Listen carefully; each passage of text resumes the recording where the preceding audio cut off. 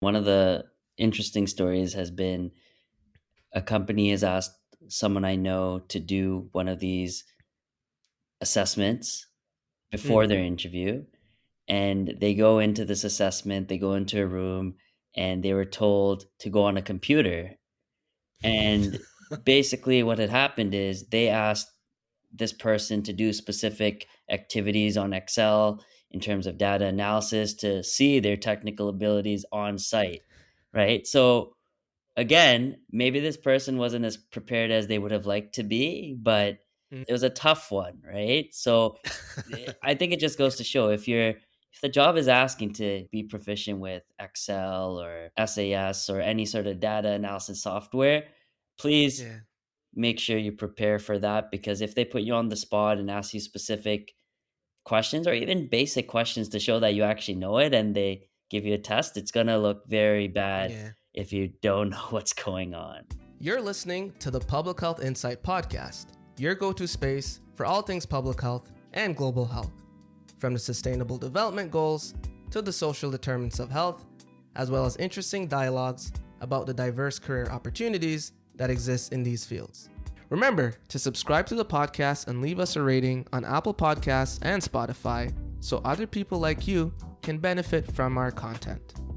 Before we move on, it is important to note that the views expressed in this podcast are our own and do not necessarily represent any of the agencies or organizations we work for or are affiliated with.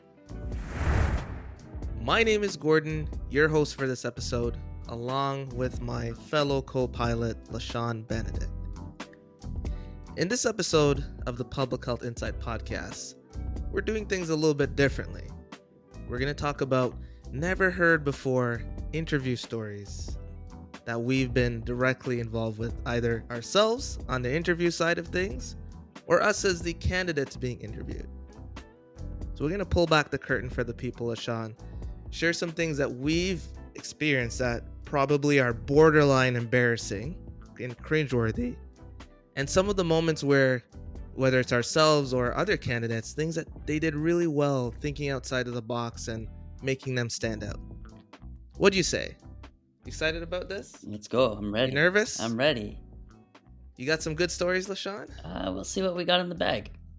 You got some stuff cooking up? Mm-hmm. So one of the things that I think is important to mention here too, interview is a very common practice, and it's something that's ubiquitous in the recruiting world. You like that word? I just had to say it. I had to say that word. So I hope that a lot of people can relate to the stories that we share here or glean some kind of humor from the ones that we're going to tell. This one is a little bit tricky, LaShawn. Last minute cancellations or rescheduling, whether initiated by the interview candidate or someone on the panel or the recruiter who now has a conflict and has to change interviews. Is this something that you've had to deal with in the past? Yeah, last minute cancellations are a thing that sometimes come up for a variety of Mm. reasons. For me, it's come up in the past where, there's a family emergency that needs to be attended to, or a car stops working and you can't get to the destination that you need to on time, or just sickness. What's the right way to handle it, and what's sort of the wrong way to handle that if you're the person that needs to request this cancellation or postponement? Communication, communication, communication. So Mm. it's important that you understand a couple of things. Obviously, the first part is you practice, you've done all your preparations in order to do this interview, but you also have to think about the other side of this as well. Mm. The resources, the time, the organization that it took to actually set up this interview, whether it's been in person or online, there are resources and time being spent to set that up. And from the organization side, scheduling those interviews, making sure there's no scheduling conflicts, making sure the interviewers and panelists are able to make that specific time, taking time out of their busy schedule. So it's important to communicate. So as soon as you know Mm. that there may be some sort of conflict that would prevent you from attending that interview on time, make sure you let that be known. It's Mm, very unprofessional if you don't communicate and you just let the interview pass by. You want to make sure you communicate with them, maybe email back the HR person that has been communicating with you, or maybe give them a direct call, whatever your circumstance allows for. As long as you communicate, that would allow you to retain that professionalism so that they mm. know you're still serious about this interview. And it's the employer, unfortunately for the candidate, is well within their right to say, "I'm sorry, we're completing this exhaustive interview process," and they have certain recruitment timelines that they're not going to be able to meet if they push you a little bit further down in terms of rescheduling. So that can be a result of you making that request. But like LaShawn said, communicate as early as possible. You don't want to communicate sort of after the like it's like 11:05 and they're already waiting for you. If something happened in that exact moment where you're about to log on or whatever the case might be, that's a bit different. But as soon as you know that something is going to stand in the way of you possibly making that interview, even communicate about that uncertainty.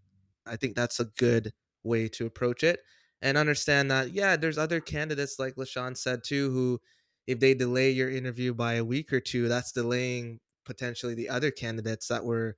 So it's not just about you, unfortunately. It's about a lot of different things as well. So don't take it personal, but it's a duty of yours to be transparent and communicative about your situation as early as possible. Yeah, and I think example that I have is it's happened in the past where the day of my interview, someone in my family has passed away, and Mm. obviously it's a very stressful time for everyone involved.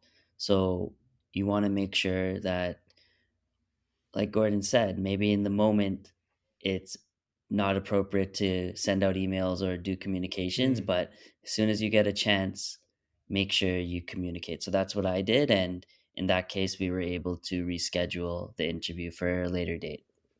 Mm. Precisely. So interviews happen in a variety of different shapes, formats. So you can have virtual, which is way more common now than it used to be, and there's various challenges that come with that. But there's also who's on the interview, how many people, what are their various positions in the organization.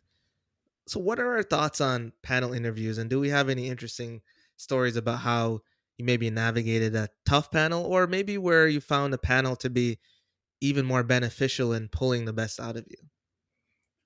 Yeah, and I'm sure you could share stories about this as well. But when I first Mm, think of panel interviews, I think about when you're communicating to these people. And oftentimes, from my experience, it's been the direct hiring manager, their manager, and any executive, or maybe there's a different staff that's involved. But it could be good in some ways, in sense of if you're very receptive to seeing people's reactions to some of your responses when you're in a panel, since there's more people in there in that situation, you might be able to elicit some smiles and head nods and head shakes, as opposed to if it was just one person. But it is a tough situation to be able to go in there and say stuff during the interview and not be affirmed in any sort of way. So mm, I think when you have yeah. more people, maybe there's a greater chance of that happening. Mm.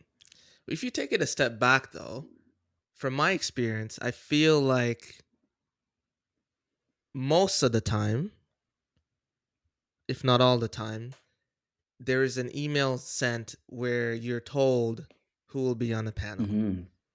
So that can be information that you discard and keep your head down and keep doing your reading. But I think that's important to know who you're going to be speaking with. So there's a wonderful tool called LinkedIn.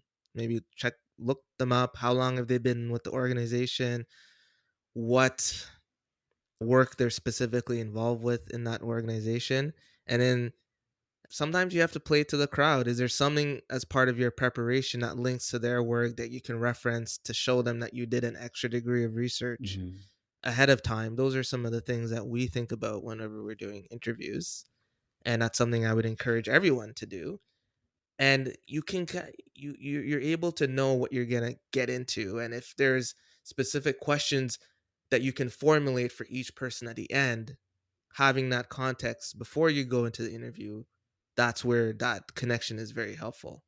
Yeah, and with the panel interviews, it's interesting. And there's been cases where I've gotten emails prior to the interview saying who's on the panel, Mm. and then there's also been situations where I log in and then all of a sudden see the CEO, vice The president, and a bunch of Avengers other come through. executives come through to that panel, and it's like, oh my, right? Mm. So yeah, it's Yeah. it's good to Can be go either prepared. It way. could go either way, and Yeah. but just be prepared, I guess, is the ultimate message. But Gordon, so I Mm. know you've had panel interviews before. How has that been for you? Do you prefer them to normal Yeah, live? I definitely prefer panels, and I think that's probably considered a best practice now for recruiting, for the simple reason of you get interviewing experience is subjective for the most part. There's some objective elements that you can try to measure, but typically you get a feeling about a person as a potential employee, sorry. And those things are, you try to quantify them through various scoring tools and that sort of thing. So the more people in there with diverse perspectives and who might be interested in different things, the better you're able to showcase those things and resonate with each person there, versus if you had a singular person and you weren't vibing with them for whatever reason, then that probably puts your candidacy in jeopardy. Mhm, So the more the merrier, to a large degree, and the better able you can, like LaShawn said, maybe someone there is more kind of receptive to body language, whether it's in person or on camera. And what I tend to do for those is the person who you're kind of getting the head nods with, you kind of look at them as a reference point to see if you're doing well in your interview questions, and then you can kind of keep going there. Are they mhm, smiling? Can you maybe not we'll talk about the humor in a sense. Strategically placed humor is an important skill that you have to navigate very carefully. But panel interviews I find in general to be a good thing because it captures the range of a candidate better because there's multiple perspectives involved in the judging of that candidate. mhm. Yeah, it's like a more holistic assessment of your Yeah, abilities. yeah, for sure. The other thing that can happen in that email, so you get the place, the time, who's going to be interviewing you. You might also see, hey, we're going to need you to do a written sample, or Oh, you need to no. write huh? No, no, no. You don't want to do that? That's it's a lot. I have mixed feelings about that one. I'm not even done though. Writing sample, a PowerPoint presentation, 30 Oof. minutes, a 5-minute presentation, some kind of test. So if you're doing like epidemiology or some data analysis, sometimes they have different tests and stuff that you have to do where you analyze a complex data set, do some data visualization as part of the testing. So when we say interview is part of the interview process is, hey, I have 10 questions for you. We go back and forth as you answer them. But around that, there can also be other assessment tools that are employed to identify if you are the right fit and if you have the skills needed to be successful in that position. LaShawn, you're not very warm to this idea. So I'm guessing you avoid situations where you have to do interview testing. Have you been fortunate to be in a position where you're doing presentations I mean, and scoring to? I've been asked in the past to Mm. be invited to interviews and going through processes that require you to do some sort of interview testing where, you create a PowerPoint presentation, you create a budget and stuff like that. Mm. And I think it's great to highlight specific skills, and I think it's even better to just assess a candidate's seriousness towards the job.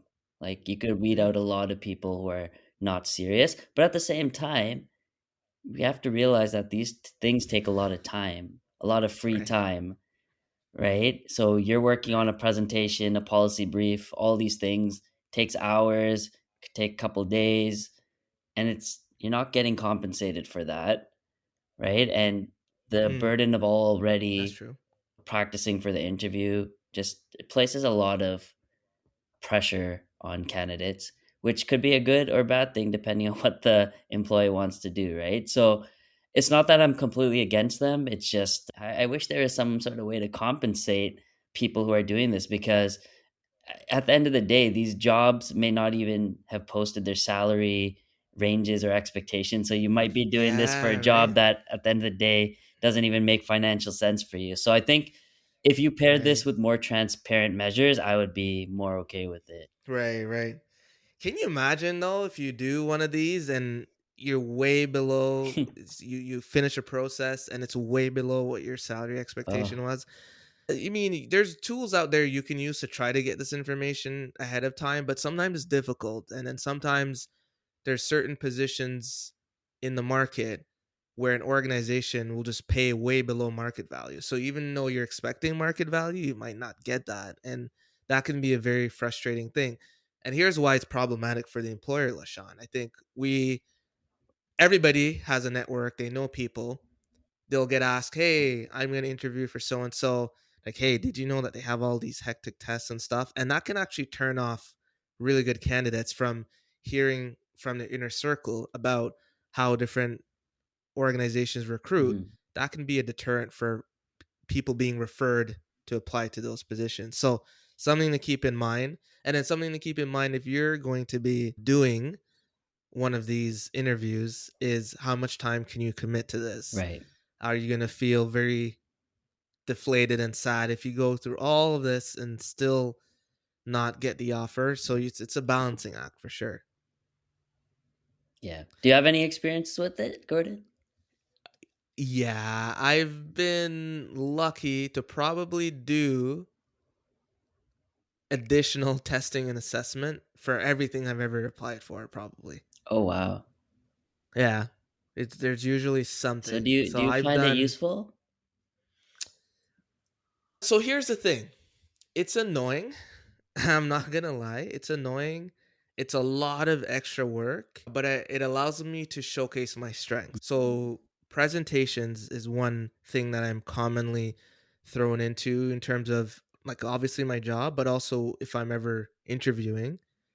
And my previous experience with presentations allows me to do a really good job at this. And if it's 5 minutes, I do the best 5 minute presentation I can. And if it's 30 minutes, I do the best 25-minute presentation I can.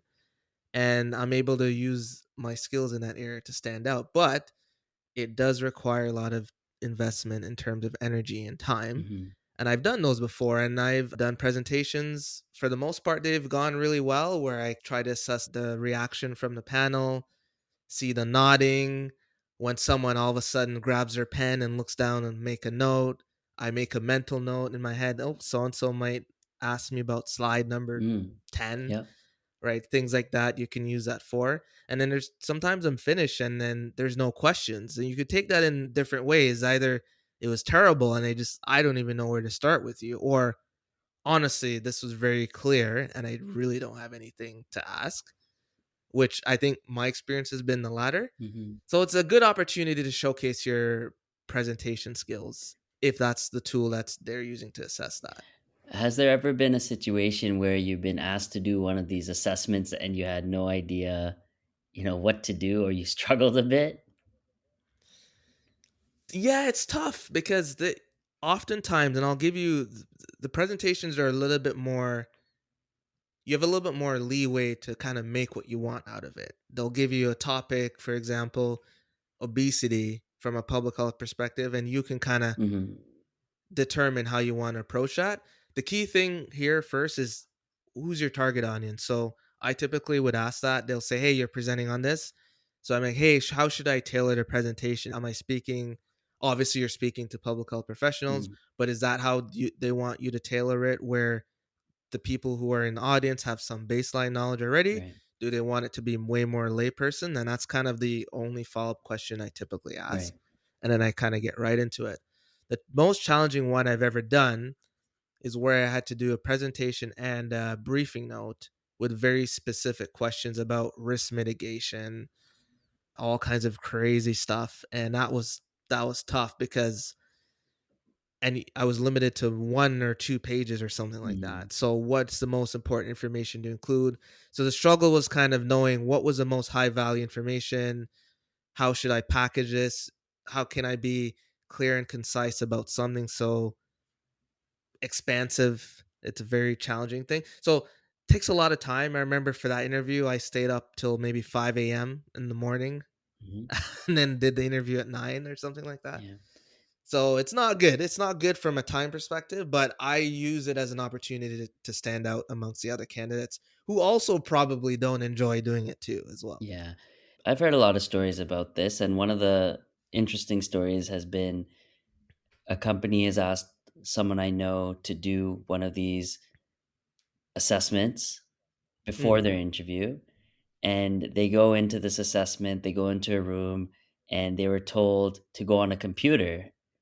And basically, what had happened is they asked this person to do specific activities on Excel in terms of data analysis to see their technical abilities on site, right? So, again, maybe this person wasn't as prepared as they would have liked to be, but Mm. it was a tough one, right? So, I think it just goes to show if the job is asking to be proficient with Excel or um, SAS or any sort of data analysis software, please Yeah. make sure you prepare for that, because if they put you on the spot and ask you specific questions or even basic questions to show that you actually know it and they give you a test, it's going to look very bad Yeah. if you don't know what's going on, right? Mm. Mm. The So key thing there, they LaShawn, didn't is get the that job, by sometimes the way. So, they didn't get the job. Go figure. The key thing is that sometimes you get a heads up, mhm, depending on what it is. And sometimes you show up and it's like, oh, yeah. before we start, here's a 30-minute thing. The key thing to understand too is look at the window of time in which your Oh, thing is like how long scheduled you for. schedule it. Yeah. Yeah. So if you're an hour and a half, you're probably gonna have some testing. Yeah. An hour, typically you could get away with no additional things beyond the interview Yeah. questions. Once you're in a sort of an hour and a half, 2 hour range, you're likely gonna have one or more testing components for sure. All right, so this brings us to the end. We talked a little bit about the interview process, high level cringeworthy moments, some moments that we felt we turned lemon lemons into lemonade. Is that to say, or water to wine? Okay. Is that I controversial? don't know. So we've spoken a little bit about that, and last minute cancellations, rescheduling, how to navigate panel interviews, and anticipating and performing successfully in interview testing and assessments. This was Gordon and LaShawn, your favorite public health professionals, signing off.